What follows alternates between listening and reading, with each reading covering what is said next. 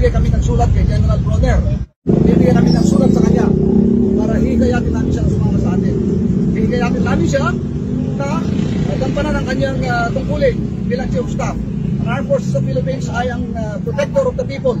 So idiniman namin sa kanya na protektahan niya yung mga mamamayan dito sa ginagawang protesta ngayon. Dapat matultukan na itong kawalanghyan ng ating mga congressman, mga tao sa gobyerno. Yung mga pagwawalanghya, hindi lang pagwawalanghya, pagtapastangan, kundi magtataksil sa mga taong bayan. Habang yung mga namamasada dyan, nagtsatsaga sa pabarya-barya, para yung pangkain pang araw-araw sa pamilya. Ito yung mga congressman, mga anak nila, mga pamilya, kita nyo naman, ba? Nagtatampisaw sa karangyaan. Saan galing yung pera nyo? Galing din sa taong bayan. Okay?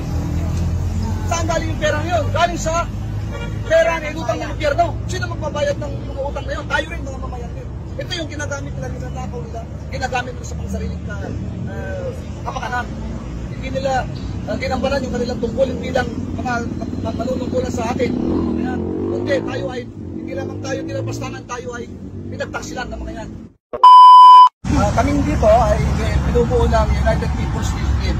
Itong organisasyon na ito ay nabuo na yung mga miyembro nito ay walang political parties, walang mga religion, walang kinikilalang kultura o mga tribo. Sama-sama, regardless kung ano yung